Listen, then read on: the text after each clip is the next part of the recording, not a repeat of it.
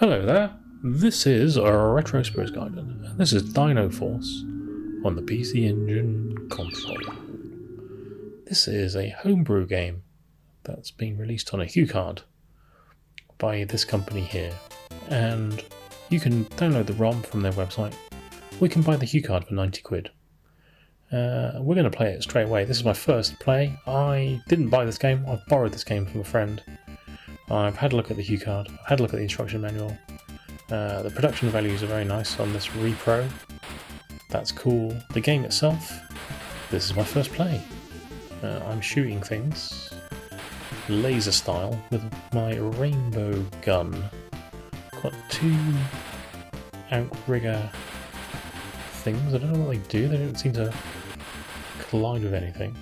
I have a ball that's following me around, and sometimes I have three blobs that appear on my ass, both in the game and in real life. The music is okay. The graphics are very colourful. There's no notion of parallax scrolling in here, but we have large flicker-free graphics thus far.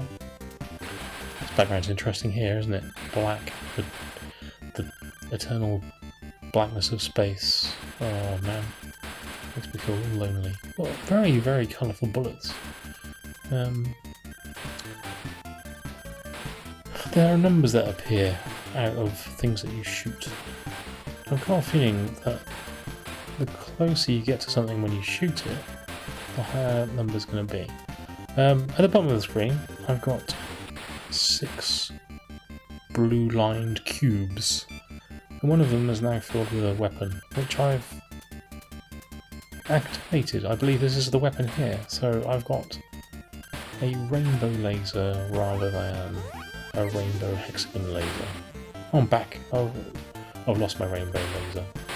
I got accosted at Warnings by a horrible gang of space bastards. Shooting missiles. All well and good. Okay, it's quite a sedate game. There's not a lot of bullets flying around. What's happening? Oh, the screen went blank. Ah, this looks like a boss. Oh, and he's jumped on my head. And it spawned me right in the middle of the boss. I'm dying. Oh well, I died very quickly there. It kept spawning me on top of the boss. That was infuriating. That's game over. We've got a game over tune. And we're back to the 35th anniversary screen. Okay, that was my first play. Wasn't glorious, was it? Didn't cover myself with glory there. So we're back at the start with the John Carpenter-esque music. I'm shooting stuff. There's colourful explosions. I use all of the colours. I don't know what shooting the cubes does, but you can shoot cubes. You can shoot aliens. It reminds me a little bit of a Rabiolepus in some ways, but in others it's completely different. So if you let go of the fire button, you actually get the three balls appear on your ass, and you can shoot things that are kind of behind you. Okay. Like I said, you can shoot things and you get different points for them by proximity. So that's an interesting mechanic. It's difficult because you have to get close to enemies and you don't know where they're coming on. So I'm guessing that this game is a bit more of a memory test, more of a puzzle game really. I don't know what benefit the rainbow laser gives me. It doesn't appear to kill anything quicker. I think I'm going to have to adjust my expectations of what a shooter game is to deal properly with this game. Okay, shooting the little sprites again with a rainbow. Are they hexagons, octagons? What are they? They're sort of circles with some corners on them, so I'd say that's probably an octagon. I don't know, heptagon? I know some shapes. Look at me talking about stuff that... No, that's not good. Don't know. Anyway, yeah, sounding like I know what to talk about with shapes. Yeah, triangles, squares, rectangles, rhombus. Oh yeah, I know all the shapes. Ooh, this is different. This didn't happen last time. It was like he was shooting orange at me. He was trying to catch me in his orange beam. That was weird. I wonder why that triggered. Oh, this dude is fucking lumping me on the head again. Collision detection seems a bit overzealous. I can be in something that looks like a gap and still die. There's no real... Oh, he's fine, but as I say, there's no real danger here if you just sort of stay where I am there. But then he decided to fire bullets. The music's gone a bit War of the Worlds. It's got a bit Jeff Wayne. And if you like Jeff Wayne, that's cool. Okay, destroyed one of his teeth. Destroyed his face. Yeah, you didn't like that, did you? This game is actually fairly difficult because of the collision detection. It's going to top some bonus points for me here. I've got an X through one of my cubes at the bottom of the screen now. I've got 2 orange bars out of, looks like, about 10. So, it's more than 10, isn't it? It looks like maybe 15 or 20 blue dashes. I don't know what the orange bars are. Yeah, the rules for this game and what everything does. Maybe if I read the instruction manual, I'd get a better idea. I'm hitting pause buttons here to hopefully try and get myself a weapon. There we go. Rainbow laser. Yeah, the ball that follows you around, I think, is like your weapon selection pod. It's all a bit random. But like I was about to say, if I read the instruction manual, it might tell me what's going on here. This background has worse graphics than the previous one. Looks a bit... what's the kindest way to say this? Auto-generated. I don't know if that was unkind. That's what it looks like. Yeah, see, look, I'm changing weapons there. Or paused the game and something's happening. I've got the orange box at the bottom. Yeah, this is confusing.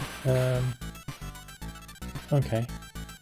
I don't think I've paid €90 for this game. The novelty of it being a new PC Engine game, or a finished, unreleased PC Engine game, isn't quite enough for me to buy it. And the gameplay's weird. But I'm not sure if it's weird in a good way at the moment. So let's give it another go, see what I can do. Yeah, so €90 for a homebrew game on a HuCard. Admittedly, a very, very nicely produced HuCard. I mean, you wouldn't be able to tell the quality difference between this one and an actual HuCard without stroking it multiple times with your fingers. And the plastic is slightly different, is what I'm trying to say, rather creepily. The cart label's cool, the instruction manual's all nicely printed. Like I said, I didn't read it. It was in Japanese, from what I remember. It comes in like a CD case, and it's got like a slip case over the top of the CD case. Oh yeah, they spent some time and money putting this together. They were proud of what they did. And I just wish the game was a bit less odd. I don't like the graphics for your bullets. I think that's putting me off. The fact your spaceship is so massive compared to everything else is also a bit of a downer. And the music, I said, it isn't great. It's sort of John Carpenter-esque through a PC Engine sound chip. But the graphics are at least very colourful on this stage. Jury's out on this one. Yeah, DINOFORCE. I think I'm getting the hang of where things are coming on. I'm kind of dispatching them quite quick. Sending them to their deaths quickly and efficiently. Like a lion on the savannah. I don't even know what that means. We've got the missiles, we've got bombs. There's a few nods to different games in here. I mean, those little blob things that were sort of tracking me look a bit Forgotten Worldsy. The boss, the crab boss, looked a bit Mr. Helly-ish. The spaceship looks a bit like R-Type spaceship. So there's a few things in here which you just kind of go, yeah, I can see your influences, but does that necessarily make a good game? No. No, it doesn't. Oh, this boss is a fucking pain in the ass. Okay, that's DINOFORCE. Yeah, a bit of an oddity. If you fancy it, just Google it, you'll find the people who made it. And if you do buy it, be sure to post a complete run through of you acing the game on your first go. Unlike what I've done here, which is failed miserably at the first boss 3 times in a row. Okay, that's DINOFORCE. It's out there, people. Ta-ra.